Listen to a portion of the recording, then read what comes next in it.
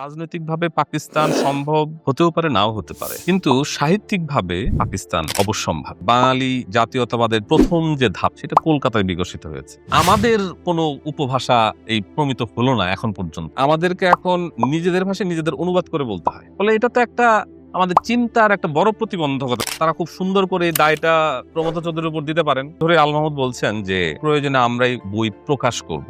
মানে বাংলাদেশে তো কেবল মুসলমান নাই। ২৬ সালে এখন যদি আমি একটা লেখা রবীন্দ্রনাথের মতো লেখার চেষ্টা করি, সেটার তো কোনো আবেদন থাকবে না। জেনজি বলেন বা জেন আলফাদের, তাদের ভাষা কিন্তু অনেকখানি চেঞ্জ হয়ে গেছে। তারপরে অনেক ইংলিশ শব্দ ইনপুট করতেছে, মিম কালচার শুরু হয়ে গেছে। তারা যা বলতে চাচ্ছে সেটা কিন্তু তাদের প্রকাশে একটা ভাষা তারা তৈরি করে ফেলেছে। এটাকে আমরা আটকাতে পারবো না, কেউ আটকাতে পারবে না। যেমন ধরা যাক ফেসবুক, ইউটিউব, সেলফি, এই শব্দগুলো তো ৯০ দশকে ছিল না। ফলে সাহিত্যে ফর্মও পরিবর্তন হবে। এর মধ্য থেকে কিছু কিছু মাত্রা ঝরে যাবে, কিছু কিছু মাত্রা আরো শক্তিশালী হয়ে উঠবে। বাংলা সাহিত্যের ইতিহাস বহুদিন ছিল কলকাতা কেন্দ্রিক।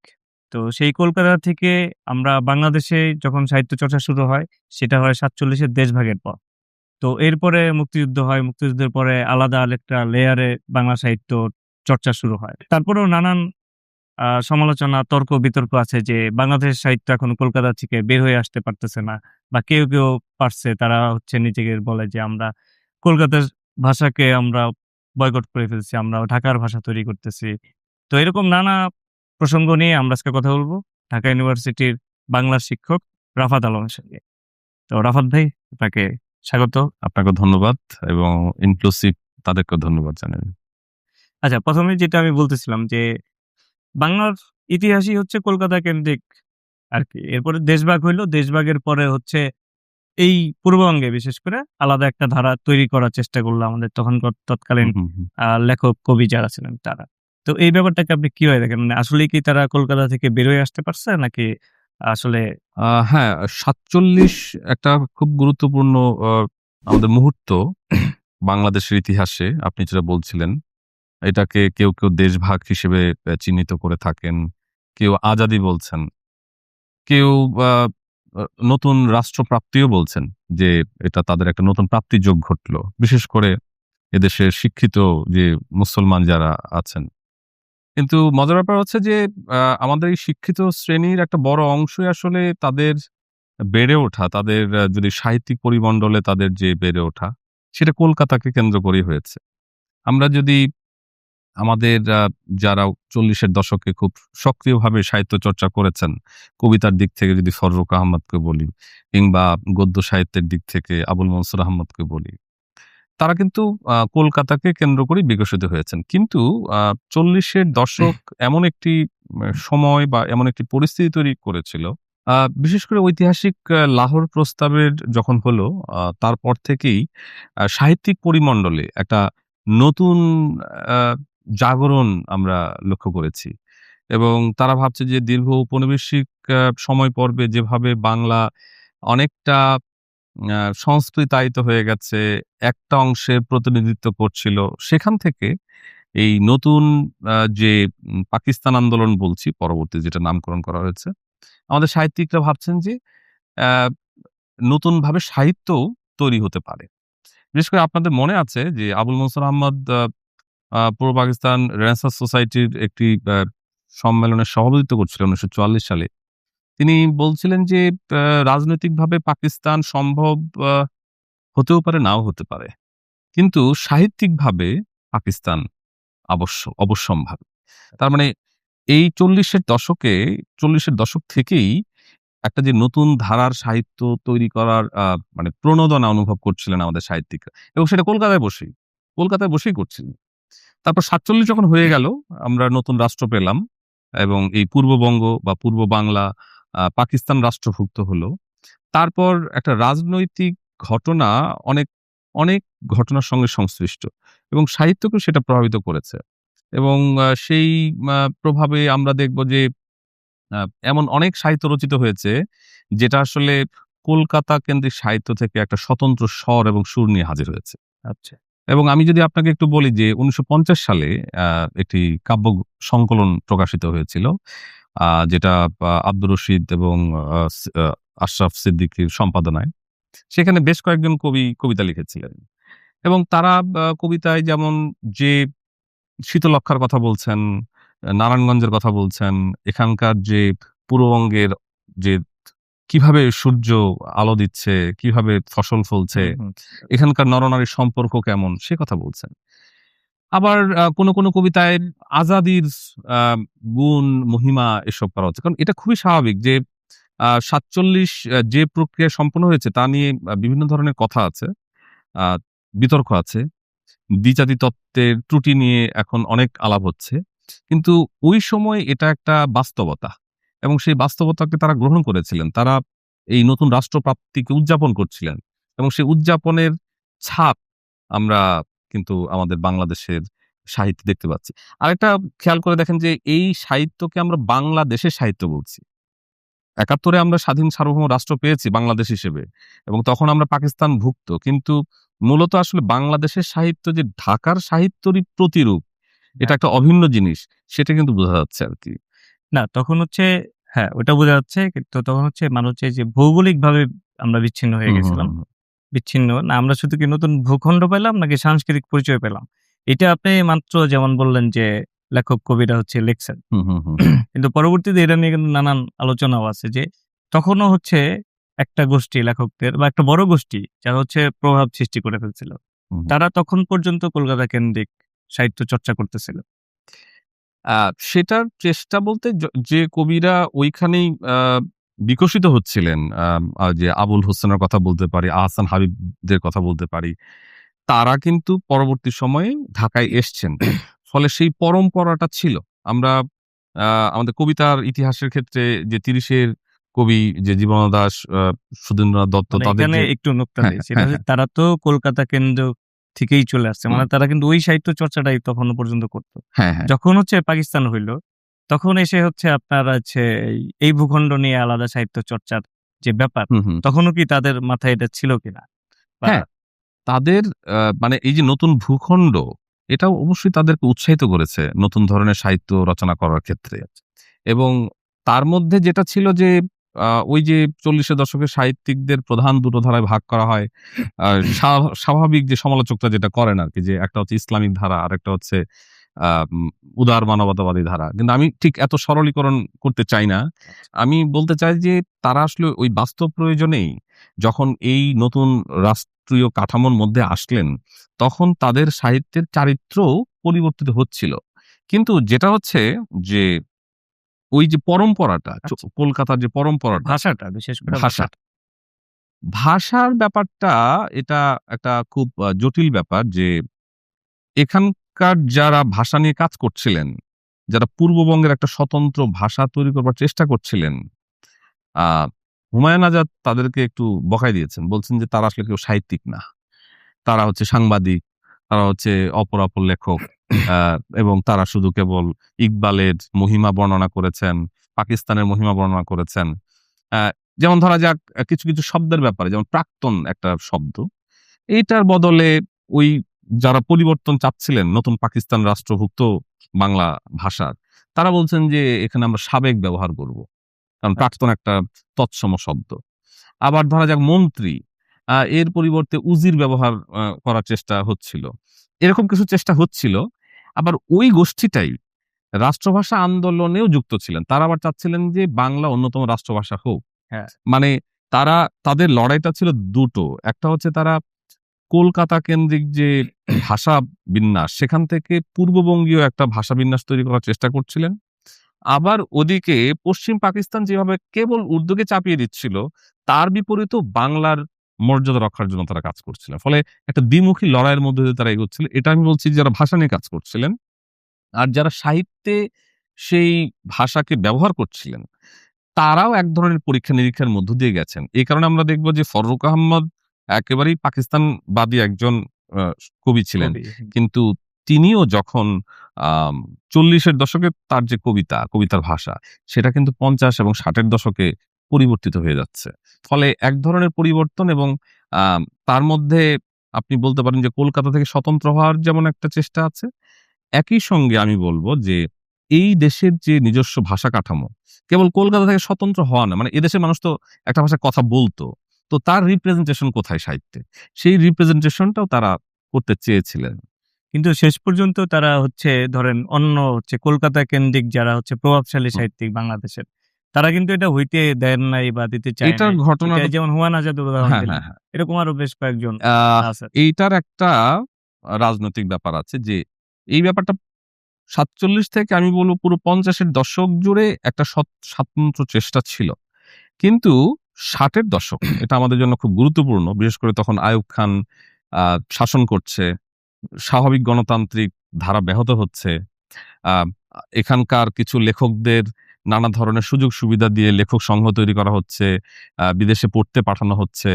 আ এই যে একটা পরিস্থিতি তৈরি হলো তখন এর প্রতিক্রিয়া হিসেবে এবং আপনার নিশ্চয়ই জানা আছে যে রবীন্দ্র জন্মশতবর্ষ পালনে বাধা দেওয়া হচ্ছে।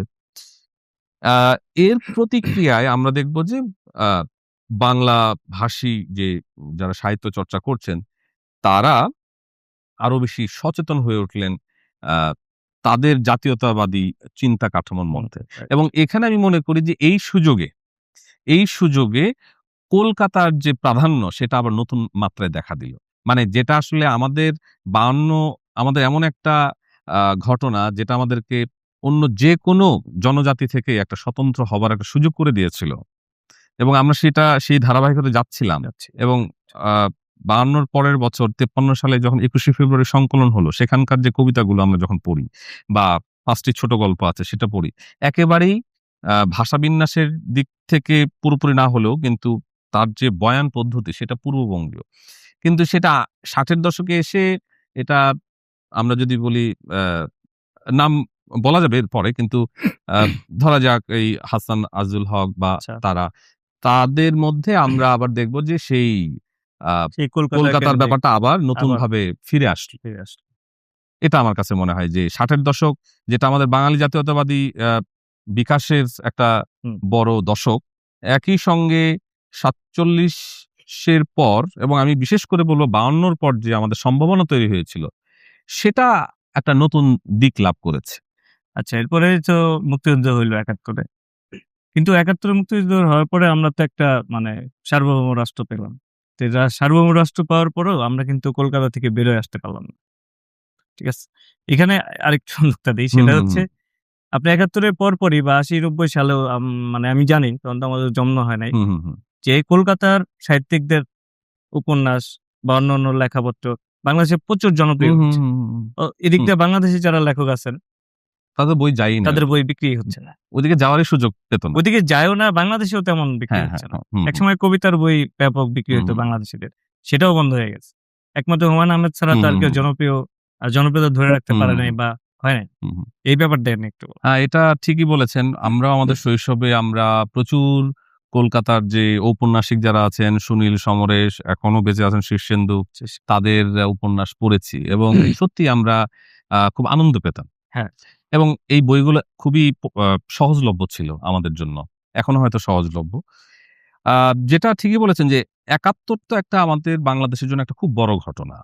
এবং আ এটা আমাদের অনেক আত্মত্যাগের বিনিময়ে আমরা অর্জন করেছি। ফলে আমরা এরপর যে বাংলাদেশ পেলাম একটি স্বাধীন আমাদের আ রাষ্ট্র, সেখানে আরো স্বতন্ত্র ভাষা, সাহিত্যের দিক থেকে ভাষা, স্বতন্ত্র বয়ানের ভেতর দিয়ে আমাদের যাওয়ার কথা ছিল। কিন্তু আ এটা ঠিক যে মানে প্রতিক্রিয়া হিসেবে সেটার উল্টো ঘটনা ঘটেছে। রাইট। এবং আ বাংলাদেশে হুমায়ূন আহমেদ আ এক নামে সবার কাছে পরিচিত। এছাড়া ওই সময়ে কিন্তু যদি ঔপন্যাসিকদের মধ্যে বলি ইমদাদুল হক মিলনও লিখছিলেন। বিলিয়ন লোক। আ তার বইও প্রচুর বিক্রি হচ্ছিল। আর যদি আমি আরেকটু অন্য বলি যে আখতারুজ্জামান ইলিয়াস, ইলিয়াস, হ্যাঁ, শওকত ইলিয়াসের আলী, কথা শওকত মাথায় আসছে। ওসমান হ্যাঁ, আম এবং আরেকটু পরের দিকে শহীদুল জহির। শহীদুল জহির। তাদের লেখা মানে এখন পাঠক কত বেশি সেটার চেয়েও তাদের লেখা তো একটা স্বতন্ত্র হ্যাঁ, তা তো স্বর অবশ্যই। নিয়ে আবির্ভূত হয়েছিল। কিন্তু আপনি বলছেন যে কলকাতার বই যেভাবে আমরা পড়ছিলাম, সেভাবে বাংলাদেশের বই হয়তো আমরা পড়ছিলাম কিনা সেটা একটা প্রশ্ন। হ্যাঁ, এটা আরেকটা একটা বড় প্রশ্ন কিন্তু আমাদের লেখা, ঢাকার লেখা, কলকাতায় তো পৌঁছানো খুব মুশকিলের ব্যাপার ছিল। এবং আপনাকে একটু বলি ২০১২ সালে যখন হুমায়ূন আহমেদ মৃত্যুবরণ করলেন, তখন বেশ কিছু রিপোর্ট হয়েছিল। ডিবিসিতে কিছু রিপোর্ট হুম, হয়েছিল। সেখানে আহ বেশ কয়েকজন পাঠক বলছে যে আমরা আসলে হুমায়ুন আহমেদ নামে চিনি কিন্তু তাকে আমরা খুব একটা পড়ি না। এবং আরেকজন বলছিলেন যে আসলে তার উপন্যাসে যে সংস্কৃতির কথা থাকে, ধরা যাক অনেক মুসলমানি উপাদান থাকে, এটার সঙ্গে তারা পরিচিত না। কিন্তু মজার ব্যাপার হচ্ছে আমাদের বাংলাদেশের পাঠক আ সেই মুসলমানি উপাদানের সঙ্গেও পরিচিত, পূজা অর্চনার সঙ্গেও পরিচিত। রাইট। সে কারণে আমাদের সঙ্গেই পড়তে কোনো অসুবিধা হচ্ছে না। অসুবিধা হচ্ছে না। আমাদের শীর্ষেন্দু পড়তে কোনো অসুবিধা হচ্ছে না। আমরা সেই নকশালবাড়ি আন্দোলন নিয়েও আমরা খুব আ তার সঙ্গে যুক্ত হতে পারছি। কিন্তু এখানকার যে আমাদের মুক্তিযুদ্ধ হয়ে যাচ্ছে, আমাদের এরশাদ বিরোধী আন্দোলন হচ্ছে এবং আ ধরা যাক হুমায়ুন আহমেদের যে হিমু চরিত্র এটা হ্যাঁ। স্বৈরাচারী সরকারের বিভিন্ন বিষয় নিয়ে স্যাটার করছে। এটার সঙ্গে পশ্চিমবঙ্গের পাঠকরা যুক্ত হতে পারছে না। ফলে এক ধরনের দূরত্ব এটা কি ছিল। সাংস্কৃতিক দূরত্ব বলবেন? এটা অবশ্যই কি এটা আমাদের মুসলমানিত্বের কারণে? কেবল এটা তো আমাদের মানে বাংলাদেশে তো কেবল মুসলমান নাই। আমি তো বললাম যে হুমায়ুন আহমেদের না, না নাই সেটা তো হ্যাঁ, আপনি নিজেই হ্যাঁ, বললেন হ্যাঁ। যে ওদের ওই ভাষার সাথে আমরা পরিচিত। হুম, হুম। কিন্তু আমাদের এই ভাষার সাথে ওরা পরিচিত হইতে পারতেছে না। এখন হয়তো হইছে আমি জানি না। এখনো কতটুকু হয়েছে আমি নিশ্চিত না।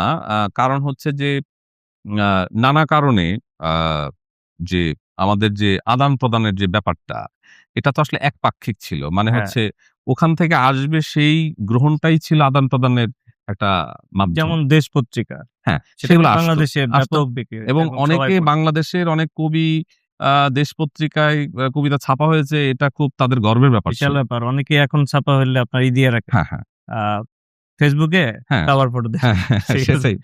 তো সেই হীনম্মন্যতা বোধও তৈরি করা হয়েছে। এটাও একটা দীর্ঘ প্রক্রিয়ারই এইটা অংশ। কিভাবে হইছে? এইটাই হচ্ছে হ্যাঁ, মূল প্রশ্ন। সেটা আমি আরেকটু মনে করায় দেই যে আল মাহমুদ তার একাধিক লেখায় লিখছেন যে কোন ক্ষেত্রে আমাদের রাষ্ট্রীয় যে ভূমিকা সেটার ব্যর্থতাও ছিল। তিনি একসময় বেশ সিরিয়াসলি বলছেন যে বিশেষ করে আপনার মনে আছে ৬৫ সালে যে যুদ্ধ হলো পাক-ভারত যুদ্ধ, রাইট। তার আগ পর্যন্ত আ বইয়ের আদান-প্রদান চলত। যে কলকাতার বই এখানে আসতো। বেশিরভাগ কলকাতার বই এখানে আসতো। ঢাকা থেকে খুব বেশি বই বেরও হতো না। হুম। তাও হয়তো যেত। কিন্তু একসময় বই আসাই বন্ধ হয়ে গেল। তখন আ সেই সূত্র ধরে আল মাহমুদ বলছেন যে, "প্রয়োজনে আমরাই বই প্রকাশ করব। স সেই পশ্চিমবঙ্গ কেন্দ্রিক কেন আমাদেরকে একমুখী হয়ে থাকতে থাকতে হবে। হবে?" হ্যাঁ। কিন্তু জ্ঞানের তো আসলে কোনো সীমানা নাই। জ্ঞান প্রকাশিত হবে, বিকশিত হবে। কিন্তু আ নিজস্ব বয়ান বা নিজস্ব বক্তব্য, নিজস্ব উচ্চারণ এইটার ব্যাপারে আমাদের সাহিত্যিকরা আ হয়তো এক ধরনের আ সচেতনতা দেখান নাই অনেকদিন।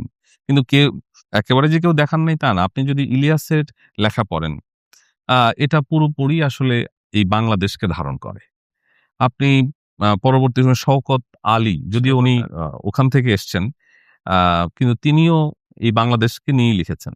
মানে বাংলাদেশকে নিয়ে তো লিখবেন কিন্তু বলার ধরনের মধ্যেও সেই বাংলাদেশজ ধীরে, ধীরে এটা আমি বলব যে প্রকাশিত হয়েছে। তবে যতটা আমাদের উচ্চারণ থাকার কথা ছিল, সেটা আমরা অনেক দেরিতে পেয়েছি। হয়তো এখন আমরা এই আলাপগুলো করছি যে রাইট। আমাদের উচ্চারণটা আছে কিনা। কিন্তু ৯০ এর দশকে এই আলাপও কেউ করতে পারে নাই যে আমাদের উচ্চারণ কি আমাদের সাহিত্যে আছে কিনা। আছে কিনা হ্যাঁ, রাইট।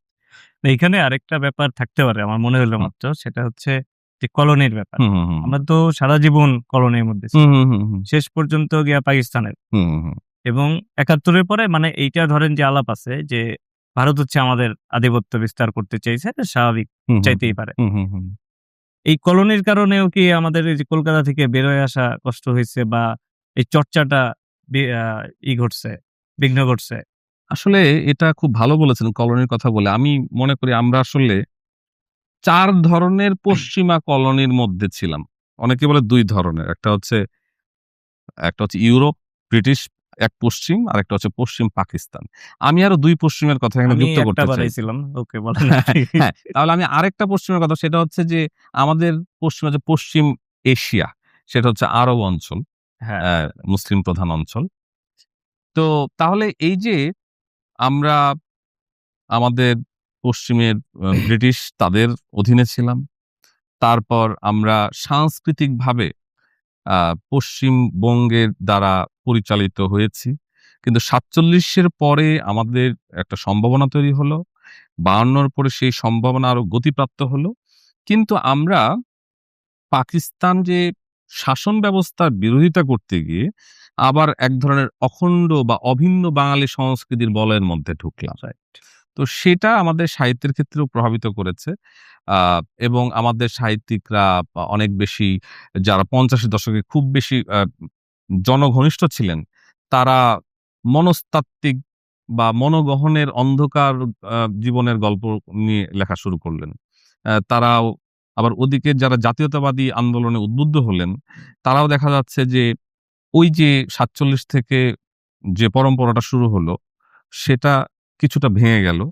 তারা আবার এক ধরনের আ অভিন্ন যে বাঙালি চেতনা, বাঙালি সেই ব্যাপারে, জাতীয়তাবাদের হ্যাঁ। ব্যাপারে তারা তবে এখানে একটু আমি বলে রাখি যে আমাদের বাঙালি জাতীয়তাবাদ একেবারেই বাংলাদেশীয়, আমাদেরই। সেটা ৪৭-এর পরে ১ বছরের মধ্যেই আমরা প্রকাশ করেছি রাষ্ট্রভাষা আন্দোলনকে কেন্দ্র করে ৪৮ সাল থেকে। ৫২ তে সেটার একটা বড় ব্যাপার আমরা দেখেছি। হুম। এর পরে যে প্রতিবন্ধকতাগুলো এসেছে সেটা কিন্তু এই পূর্ববঙ্গ অর্থাৎ বাংলাদেশের ভূখণ্ডের মানুষকে সেগুলোর মুখোমুখি হতে হয়েছে। তার মোকাবেলা করতে হয়েছে। ফলে আ এইটা এর ফলে যে ঐক্য চেতনাটা তৈরি হলো সেটা আমাদের নিজস্ব। সেটা ভারতের পশ্চিমবঙ্গে সেই সৌভাগ্য হয়নি। এবং এর কারণে আমরা মুক্তিযুদ্ধ পেয়েছি। কিন্তু আমরা যা পেয়েছি সেটাকে আমরা বরাবরই ধরে রাখতে আ অনেক ক্ষেত্রে ব্যর্থ হয়েছি। আচ্ছা। সেখানে আমাদের যে অপ্রমিত ভাষার একটা হুম, প্রচলন হুম, এখন আছে, এটা ফেসবুকে বা সামাজিক যোগাযোগ হুম, হুম, মাধ্যমে হুম, সব জায়গায় এটা ব্যাপক জনপ্রিয় হয়ে হুম, উঠছে। হুম, হুম, হুম, এইটার হচ্ছে মূল প্রবক্তা বলা যায় হচ্ছে ব্রাত্য রায়চৌধুরী। ঠিক আছে? হুম, হুম। এরপরে ওই যে এই নাটক হইছে ধরেন ফারুকী ফারুকী, পরিচালিত, আনিসুল আনিসুল হক হক, লেখছে, হ্যাঁ, আনিসুল হক লিখেছেন, মোস্তফা সরোয়ার ফারুকী পরিচালনা পরিচালনা করেছেন। করেছে। তো ওই সময় এগুলো নিয়ে খুব আলাপ হতো। আসলে আ ভাষার ছাত্র হিসেবে আমরা বলতে পারি যে আ একটা অঞ্চলে একটা ভাষার অনেকগুলো উপভাষা থাকে। আ যেগুলোকে আমরা অনেক সময় ডায়ালেক্ট বলি। তো এই উপভাষাগুলোর মধ্য থেকে কোনো একটা উপভাষাকে আমরা প্রমিত বলে অভিহিত করি। যে আমাদের সাহিত্যিক গদ্য এইভাবে তৈরি হবে কিংবা আমাদের দাপ্তরিক কাজগুলো সেই প্রমিত ভাষায় পরিচালিত হবে। কিন্তু খেয়াল করে দেখেন যে ৪৭ এ যে নতুন রাষ্ট্রপ্রাপ্তি হলো এবং তার মানে ধারাবাহিকতার মধ্য দিয়ে আমরা ১৯৭১ সালে একটা স্বতন্ত্র রাষ্ট্র পেলাম। সেখানকার এই যে আমরা বলি ১,৪৭,০০০ বর্গ কিলোমিটারের যে বাংলাদেশ, এখানে অনেক উপভাষা আছে। বরিশালের এক ধরনের উপভাষা আছে, রংপুরের এক ধরনের উপভাষা আছে, চট্টগ্রামের আছে। এবং এক বিচিত্র জায়গা থেকে মানুষ ঢাকা কেন্দ্রিক। ঢাকায় এসে তারা বসবাস করছে, তারা জীবনযাপন করছে। তারা যে সবাই সাহিত্য চর্চা করছে তা না। তারা নানা ধরনের কাজকর্ম এই ভাষার মাধ্যমেই পরিচালনা করছে। কিন্তু আমরা যে ভাষাটাকে প্রমিত বলে হাজির করছি, যে প্রমিত বলে যেটাকে আমরা প্রতিষ্ঠা করার চেষ্টা করছি আমাদের ভদ্রলোক সমাজ, সুশীল সমাজ। হ্যাঁ, বলতে পারেন। এই ভাষায় ১,৪৭,০০০ বর্গ কিলোমিটার কোথাও নাই। কোনো উপভাষাই এটা না। এমনকি যে কুষ্টিয়া অঞ্চলে আপনি যদি যান, সেখানকার ভাষাও এই প্রমিত যেটাকে আমরা বলছি সেটা নয়। ফলে আমাদের অবশ্যই ভাবতে হবে যে আমি ধরলাম ওই শিক্ষিত লোকদের কথাই বললাম। আপনি যারা বিশ্ববিদ্যালয়ে অনার্স মাস্টার্স করছে তাদের সঙ্গে কথা বলেন। যারা সচিবালয়ে কাজ করছেন, দেশ পরিচালনা করছেন হ্যাঁ, তাদের সঙ্গে কথা বলেন। যারা বড়, বড় শিল্পপতি ব্যবসায়ী তাদের সঙ্গে কথা বলেন। কেউ তো এই সুন্দর কোট আনকোট শুদ্ধ বাংলায় কথা বলে না। বলেন। তাহলে এটা আমাদেরকে কেন জোর করে শিখতে হচ্ছে? ফলে এই প্রশ্ন তো উঠতেই পারে। মানে প্রমিত থাকবে এটা কোনো সংকট না। একটা বৃহত্তর রাষ্ট্রীয় পরিসরে প্রমিত থাকতেই পারে। কিন্তু মানে আমাদের কোনো উপভাষা এই প্রমিত হলো না এখন পর্যন্ত। এটা তো একটা প্রশ্ন। এইটার কারণ কি? মানে এইটা কারা চাপাই দিছে? আপনার কাছে কি মনে হয়? হ্যাঁ, এটা তো খুব সহজ কথা যে যেহেতু বাঙালি জাতীয়তাবাদের আমি বলব যে ১ম যে ধাপটা সেটা কলকাতায় বিকশিত হয়েছে। এবং সেখানে যারা ভাষাকে নির্মাণ করেছেন, ভাষার নেতৃত্ব দিয়েছেন, তারা তো ওইখানেই বসবাস করেছেন। ফলে তাদের হাতে এটা গড়ে পিটে একটা অবয়ব লাভ করেছে এবং তারা খুব সুন্দর করে এই দায়টা প্রমথ চৌধুরীর উপর দিতে পারেন। হুম। তো প্রমথ চৌধুরী বলছেন যে, "না, আমি পূর্ববঙ্গের ভাষাও নিচ্ছি না আর সরাসরি কলকাতার ভাষাও নিচ্ছি না। আমি নদিয়া শান্তিপুরের ভাষা নিচ্ছি।" কিন্তু কিন্তু নদীয়ার ভাষাও তো এই আসলে হ্যাঁ, এখন যে মান ভাষা বলতেছে। সেটা তো তিনি তো আরো ১০০ বছর আগে এটা হ্যাঁ, বলেছেন। সেটা ঠিক আছে। কিন্তু সেটা তো পরিবর্তিত হয়ে গেছে। হুম, ফলে এখন যেটা দাঁড়িয়েছে, আমাদেরকে এখন নিজেদের ভাষায় নিজেদের অনুবাদ করে বলতে হয়। হ্যাঁ। মানে ধরেন আপনি বা আমি যে ভাষায় কথা বলছি, যে আমি একটা চিন্তা করছি আমার মাতৃভাষায়, বাংলা ভাষায়। তো সেটা যখন আমি প্রডিউস করছি, তখন আমাকে এটাকে প্রমিততে অনুবাদ করে বলতে হচ্ছে। ফলে এটা তো একটা আমাদের চিন্তার একটা বড় প্রতিবন্ধকতা আমি মনে করি। একদম, একদম। তো সেটা দেখবেন যে আমাদের অনেক সাহিত্যিক আছেন, যারাও কেবল ২-১ টা মানে ধরেন সংলাপ আঞ্চলিক শব্দ দেয়, আঞ্চলিক। হ্যাঁ, হ্যাঁ, কিন্তু পুরো ন্যারেটিভটা করে এমনভাবে যেটা একদম অচেনা ভাষা। তো এটা একটা দূরত্ব তৈরি করেছে এবং যেহেতু আমরা ছোটবেলা থেকে ওই ধরনের পড়ে বড় হয়েছি। এবং টেক্সট বুকও তো তাই। ওই হ্যাঁ, ভাষাই। একদম। মানে এখন ধরেন যে ক্লাসিক যে সাহিত্যগুলো আছে, বঙ্কিমচন্দ্র যেটা লিখেছেন, রবীন্দ্রনাথ যেটা লিখেছেন, সেটা তো সেভাবেই থাকবে। সেটা নিয়ে আমাদের কোনো কথা নাই। হ্যাঁ, ওটা নিয়ে কোনো দ্বিমত কিন্তু ২০২৬ সালে এখন যদি আমি একটা লেখা রবীন্দ্রনাথের মতো লেখার চেষ্টা করি, বঙ্কিমচন্দ্রের মতো লেখার চেষ্টা করি, সেটার তো কোনো আবেদন থাকবে না। কিন্তু ঘটনাটা সেটাই ঘটেছে। কিন্তু সেটাই ঘটছে এবং আপনি রবীন্দ্রনাথের ভাষায় না লিখলে আপনাকে ট্যাগিং করা হচ্ছে। হ্যাঁ, সেইটা হচ্ছে, তার বিপরীত প্রচেষ্টাও আছে। হ্যাঁ, কারণ সেটাও আছে। হচ্ছে যে আ এটা তো একটা সংকীর্ণ দৃষ্টিভঙ্গি যে কাউকে একটা বিশেষভাবে, যেটাকে আপনি ট্যাগ বলছেন, যে এটা সংকীর্ণ একটা দৃষ্টিভঙ্গি। যে আমার কথার কার্যকারণ বিশ্লেষণ না করে আপনি যদি একটা বর্গভুক্ত করে ফেলেন, তাহলে তো সেই কথার কোনো অর্থ দাঁড়ালো না।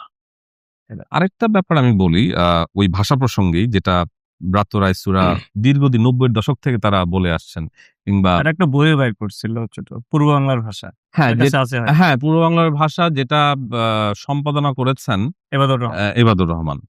সেখানেও সেটা একটা বড় পদক্ষেপ আমি হ্যাঁ, বলব। তো স অর্থাৎ এটা কিন্তু অনেক আগে থেকেই এই আলাপগুলো হচ্ছে। হচ্ছে। এবং আমার মনে আছে আমরা তখন ছোট, যখন এই যে আনিসুল হক রচিত, আ মোস্তফা সরোয়ার ফারুকী পরিচালিত পরিচালিত। যে সিনেমা নাটকগুলো টিভিতে দেখানো হচ্ছিল, এটা আমাদের কাছে আমরা খুব মজা পেতাম যে এবার মনে হয় যে আমাদের পরিচিত কথাগুলোই বলা হচ্ছে।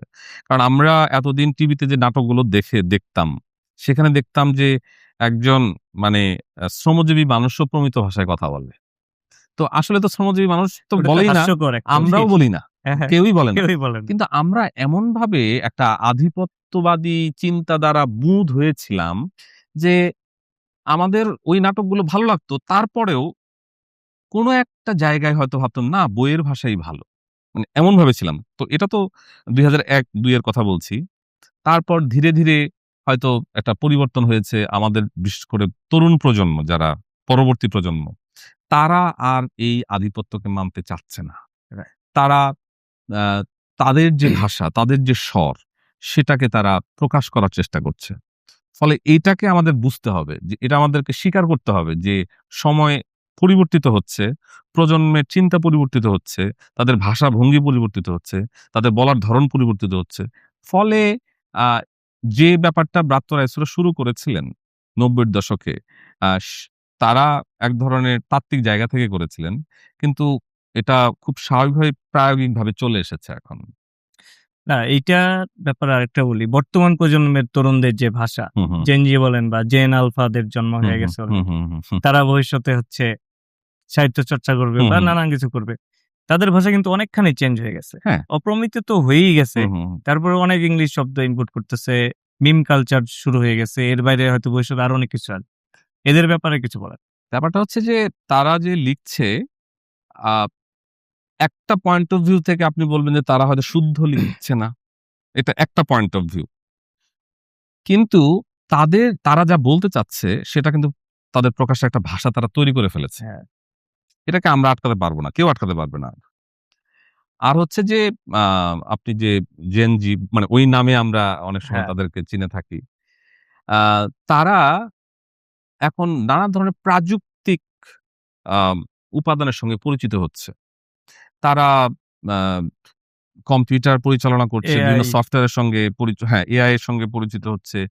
খুব দ্রুত তারা তথ্য পাচ্ছে এবং এমন কিছু শব্দ আছে যেগুলো আপনি বললেন যে ইংরেজি শব্দ। কিন্তু কিছু প্রযুক্তিগত শব্দ আছে যেটার হ্যাঁ, বাংলা আলাদাভাবে করার প্রয়োজন নাই। প্রয়োজন। আমি বলব প্রয়োজন নাই। যেমন ইঞ্জিনিয়ারিং এর যে হ্যাঁ, ভাষা, হ্যাঁ। ওটা তো আপনার ইংরেজিতেই যেমন পড়তে ধরেন হবে বা যে কম্পিউটার। ভাষায় ছিল এই যে এটা। কম্পিউটার একটা শব্দ। এটার এখন বাংলা কি? এটা তো একটা আ টার্মিনোলজি মানে এটা একদম। একটা প্রপার নাউন। এটাকে আপনি জোর করে একটা আম অনুবাদ করার তো দরকার নাই। না। এটা যখন আমরা ক, ময়, পয় রস্বইকার ট আকার লিখছি তখন এটা বাংলা শব্দই হয়ে যাচ্ছে। হ্যাঁ, ফলে এমন অনেক শব্দ আছে যেগুলো আ নানা কারণে যেটা একসময় আরবি ফার্সি এসেছিল, যেটা একসময় হিন্দি এসেছিল, উর্দু এসেছিল বা এবং চাইনিজ এবং জাপানিরও কিছু শব্দ বাংলা ভাষায় আছে। বাংলা ভাষার এগুলো সম্পদ। তেমনি ওই শব্দগুলো যেগুলো তারা ব্যবহার করছে আ সেগুলো আসলে আমাদের শব্দ ভান্ডারে ঢুকে যাবে। যেমন ধরা যাক Facebook, YouTube, সেলফি এই শব্দগুলো তো ৯০ এর দশকে ছিল না। ফলে ৯০ এর দশকের সাহিত্যে এগুলো আমরা দেখব না। আর আমরা সাহিত্য বলতেই কেন বলছি যে একটা নির্দিষ্ট যে কবিতার একটা ফর্ম, একটা গল্পের একটা ফর্ম, এটাকে কেন সাহিত্য বলছি? তারা যখন ৩ প্যারা দিয়ে একটা কথা লিখছে, তার মধ্যেও সাহিত্যের উপাদান থাকতে পারে। ফলে সাহিত্যের ফর্মও পরিবর্তন হবে। কিন্তু এখন কথা হচ্ছে যে যখন একটা পরিবর্তন হয়, সন্ধিক্ষণ তৈরি হয়, তখন আ মানে কেবল দ্বিমাত্রিক ব্যাপার থাকে না, অনেকগুলো মাত্রা তৈরি হয়। এর মধ্য থেকে কিছু মাত্রা ঝরে যাবে, কিছু মাত্রা আরো শক্তিশালী হয়ে উঠবে। এটা আমার মনে হয়। ঠিক আছে। থ্যাংক ইউ রাফাত ভাই। আমাদের সময় দেওয়ার জন্য অনেক আপনাকেও ধন্যবাদ এবং যারা সংশ্লিষ্ট ইনক্লুসিভ এর আছেন, সবাইকে ধন্যবাদ জানাচ্ছি। সবাইকে অনেক ধন্যবাদ। এতক্ষণ আমাদের সঙ্গে আ রাফাত আলমের কথা, আমাদের দুজনের কথোপকথন শোনার জন্য। আপনারা ইনক্লুসিভ এর সঙ্গেই থাকবেন। আমরা সামনে আরো এরকম লেখকদের নিয়ে আড্ডা দিব, আলাপ করব, তর্ক করব, বিতর্ক করব। সবাইকে ধন্যবাদ। Free audio post production by alphonic.com.